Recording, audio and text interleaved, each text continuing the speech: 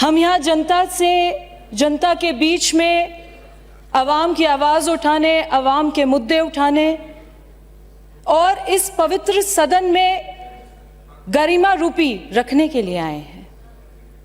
उस जनता की हमसे अपेक्षाएं हैं, उस जनता की, उस आवाम की हमसे कुछ मुराद है, कुछ हसरत है कि आप इस प्रदेश की सबसे बड़ी पंचायत में चुनकर गए हैं, तो आपका क्या फर्ज है। वाद विवाद सुन रहे हैं, सत्ता पक्ष विपक्ष सभी को अपने अपनी बात रखने का अख्तियार भी है और अधिकार भी है, पर क्या उस अधिकार और अख्तियार में जनता की बात को नहीं रखना चाहिए। पिछले कुछ समय से माननीय सदस्य हमारे विपक्ष के हमसे तजुर्बे में भी बड़े हैं, राजनीतिक सियासत की रूपरेखा में भी बड़े हैं। आपको यहाँ पर जनता के मुद्दे उठाने चाहिए। अभी एक माननीय सदस्य बात कर रहे थे कि जी आपने एक योजना का नाम बदल दिया है, जी राम जी कर दिया है, जी हम तो महात्मा जी के भक्त थे। महात्मा जी के भक्त थे तो हमसे ज्यादा तो भक्त आप महात्मा जी के नहीं हो सकते। आपको इस बात की दिक्कत है कि एम्प्लॉयमेंट डेज को 100 से 125 कर दिया है, कि इस बात की दिक्कत है कि जो मैनुअल लेबर था उसकी फीजिबिलिटी और ड्यूरेबिलिटी बढ़ा दी है, कि इस बात की दिक्कत है कि उसमें राम जी का नाम आता है। आप ये मत भूलिए, इस देश के कण कण में, रोम रोम में, रग रग में श्री राम बसते हैं। आप इस बात को नहीं स्वीकार कर पा रहे, पर पूरा जनता, पूरी देश की जनता मान चुकी है कि आपका श्री राम में किसी प्रकार की कोई आस्था नहीं है। जहां आपको हे राम करना चाहिए था, आप हाय राम कर रहे हैं। पूरे मुल्क में आपने तौबा मचा रखी है। उसका नतीजा ये है कि जहां आपके पास कुछ बचा था अब वो भी चला गया है, आगे की उम्मीद ही छोड़ दीजिए। सभापति महोदय,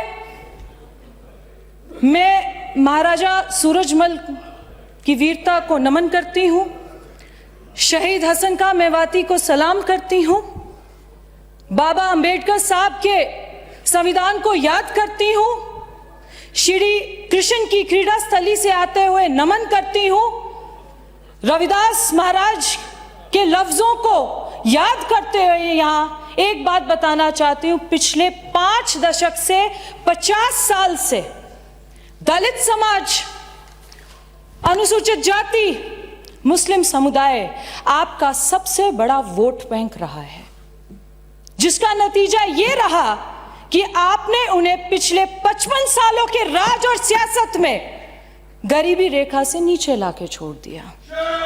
वो आपका वोटर था, आपने उनको वोट ली, उनके मजहबी खेलों से, उनकी गरीबी की रूपरेखा से उस दलित को, उस मुसलमान को गरीबी रेखा से नीचे लाके रख दिया, जिसका सबसे बड़ा उदाहरण मैं आपको कामा विधानसभा का बताती हूं।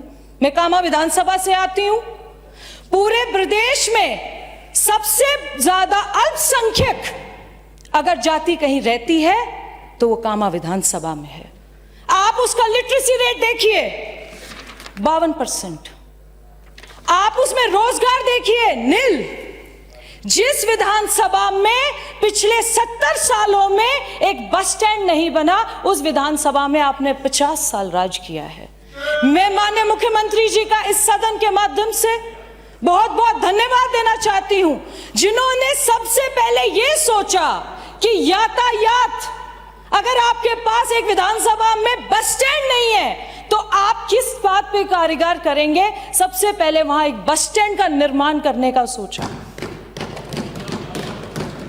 आप इतने सालों से वोट ले रहे हैं, लीजिए। आप उनको गुमराह कर रहे हैं, गुमराह कीजिए। आप किसी तरीके से संविधान को मानते नहीं है, मत मानिए, पर आप कम से कम, आपको तकलीफ किस बात की? आपको तकलीफ इस बात की है कि इस प्रदेश का मुख्यमंत्री दिन रात युवा, किसान, महिला, दलित, अनुसूचित जाति सबके साथ तत्पर खड़ा है, कि इस बात बात की तकलीफ है कि जो युवा इस प्रदेश में किसी इम्तिहान देने से डरते थे, जिनको ये पता था कि उनका रिश्तेदार, किसी बड़े साथियों का रिश्तेदार इंटरव्यू में उनको पता नहीं कितने अंक दे देगा और एक किसान का लड़का बाहर बेंच पे बैठ के अपना किराया लगा के घर वापस आ जाएगा, नौकरी नहीं ले सकता। उसी प्रदेश में 1 लाख युवाओं को नौकरी दी गई है, रोजगार दिया गया है। क्या आपको उस बात से परेशानी है? अभी आप SIR की बात कर रहे थे कि जो इस देश का नागरिक नहीं है, जो घुसपैठिया है, जो इस देश में चोरी से रह रहा है, उसका इस देश में वोट डालने का अधिकार नहीं है। और ये एक बात गणित रूप से कही गई है, इलेक्शन कमीशन के गाइडलाइंस हैं। आप अभी बता रहे थे कि मुस्लिम समुदाय, SC ST के वोट काटे जा रहे हैं। सबसे ज्यादा मुस्लिम समुदाय जिस विधानसभा में है वो कामा विधानसभा में, आप बताइए कितने नाम कटे हैं और कितने जुड़े हैं। आप आरोप लगाते हैं तो पूरी बात सुनने का जज्बा भी रखिए, हौसला भी रखिए।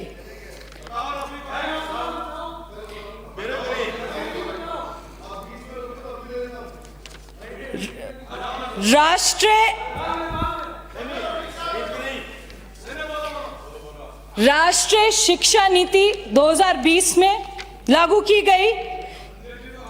1986 के बाद एजुकेशन में सबसे बड़ी जो पॉलिसी लाई गई थी 2000 राष्ट्रीय शिक्षा नीति 2020 में थी। उसका यह कहना था, माननीय सभापति महोदय, कि जो EVRM है, एनरोलमेंट है, उसको 2030 तक 100% लागू किया जाएगा, जो एक बहुत बड़ी देन माननीय मोदी जी ने दी है। ये माननीय नरेंद्र मोदी जी का भारत है। ये नामुमकिन को मुमकिन कर दिखाने का भारत है। ये भगवी खुशबू को, ये सिंदूरी फिजाओं को एक होकर आगे चलने का भारत है। ये create in India, made in India, unite in India, innovate in India, उसको प्रमोट करने का भारत है। ये डिजिटल भारत है। ये वही भारत है जिसका प्रधानमंत्री इस देश की बनी वाहन में दूसरे मुल्क के प्रधानमंत्री और राष्ट्रपति को लेना जाता है।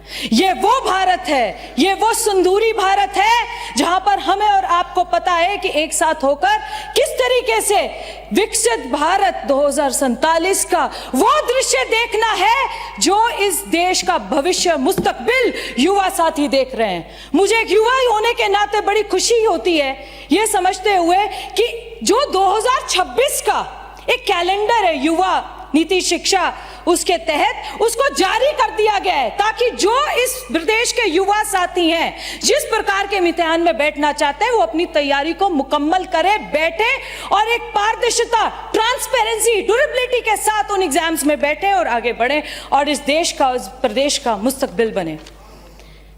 आपने कई योजनाएं सुनी है, अभी एक माननीय सदस्य बता रहे थे आपने किया क्या है, आप कर क्या रहे हैं, आपका रोड मैप क्या है, आपका विजन क्या है। हम अपना विजन आपको एस्टैब्लिश रूप से दे चुके हैं। आप में से कितने ऐसे विपक्ष के साथी हैं जिन्होंने अभिभाषण पे अपनी बात रखी है, पॉइंट वार, पैरा पे अपनी बात रखी है, बजाय इसके कि आप एक दृश्यता से चलते हैं कि आपने क्या किया है। अगर हमने कुछ नहीं किया तो आपका सवाल है निशान तो आपको बता ही रहा है। अब हमारे सामने विपक्ष के साथी दिख नहीं रहे हैं, उसका मतलब ये भी है कि आगे आने वाले समय में और कम होते जाएंगे। इनका दृश्य, ये दृष्टिहीन होते जाएंगे, दृश्य से देखते जाएंगे। इस बात का मैं आपको करना चाहती हूँ। ब्रज क्षेत्र से आने के पक्ष में ब्रज विकास बोर्ड का मेवात विकास बोर्ड की तर्ज पर गठन किया गया, ताकि जो ब्रज के क्षेत्र है, माननीय सदस्य बता रहे थे कृष्णपट्टनम में क्या किया, अभी तक आपकी DPR लागू नहीं हुई है। आपको एक बार फैक्ट्स में जाना चाहिए।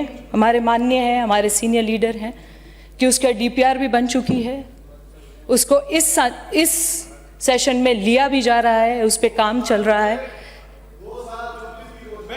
कोई बात नहीं, आपके पास 5 साल थे, आपके पास 5 साल से घोषणा ही घोषणा थी, घोषणा ही घोषणा थी। कोई बात नहीं,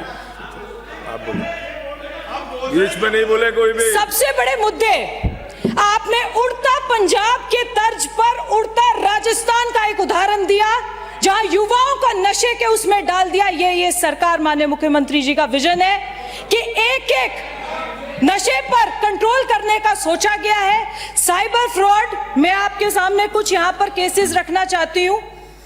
2024 में 42,000 साइबर फ्रॉड के लोकेशंस देखे गए।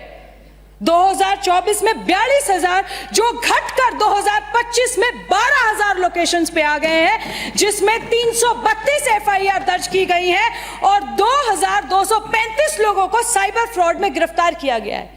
इससे बड़ा डाका डकैती क्या हो सकती है कि किसी की हक हलाल की कमाई एक बैंक में पड़ी है, किसी किसान ने अपनी बेटी की शादी के लिए, किसी ने अपने पुत्र का फीस भरने के लिए रखी गई है, उसको साइबर फ्रॉड के तहत लिया जाता था। और मैं आपको बता दूं, इसको तर्ज करना चाहूंगी कि कामा विधानसभा में पूरा जमताड़ा इस देश का माना जाता है उसे, और कांग्रेस के टाइम पर साइबर फ्रॉड करने वालों को पूरी शह दी जाती थी, उन पे कोई कार्रवाई नहीं की जाती थी।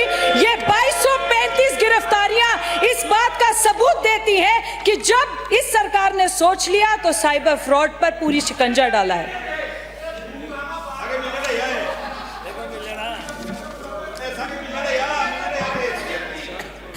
अब अपनी रूह के छालों का हिसाब करूं, मैं चाहता था कि चरागों को आफताब करूं।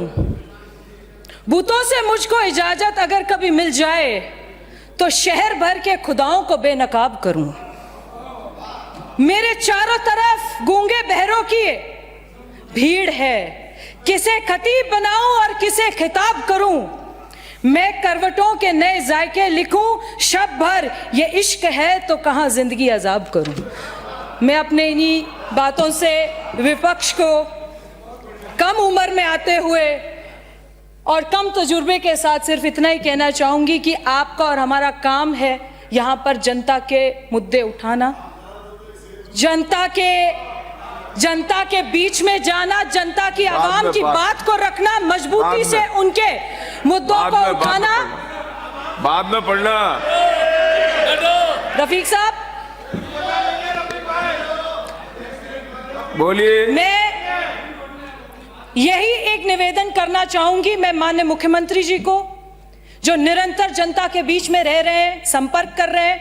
मैं माननीय मोदी जी को, जो मोदी का भारत है उसको विजन लेते हुए सलामी देती हूं, उनका खैर मकदम करती हूं, इस्तकबाल करती हूं इस सदन से। और आप भी साथियों ने इतना मेरी किसी गुस्ताखी के लिए मैं पहले ही कह चुकी हूं, मेरे को माजरत दीजिएगा। जय हिंद, जय भारत। मेरे शहर का फाकों से मर गया, खुददार मेरे शहर का फाकों से मर गया, और राशन जो आ रहा था वो किसी अफसर के घर गया, चेहरा बता रहा था मारा है भूख ने, श्री अनिल कटारा, और सरकार ने कह दिया कुछ खाके मर गया। नजराना देखिए कलियों के फूल होने का, नजराना देखिए कलियों के फूल होने का, यही वक्त है दुआओं के कबूल होने का। माननीय सभापति महोदय, सभापति महोदय, आप जीत नहीं पाओगे रफीक भाई, रहने दो, तैयारी कर। सभापति महोदय निवेदन सुनिए। माननीय सभापति महोदय, शांति। सभापति महोदय बिराइए सुनिए। कल बैठिए सज्जन महोदय। माननीय सभापति महोदय, एक आंसू भी खतरा है, एक आंसू भी हुकूमत के लिए खतरा है, एक आंसू भी हुकूमत के लिए खतरा है। तुमने देखा ही नहीं आंखों का समंदर हो जाना। सभापति महोदय, मेरा निवेदन है। बिराइए। अरे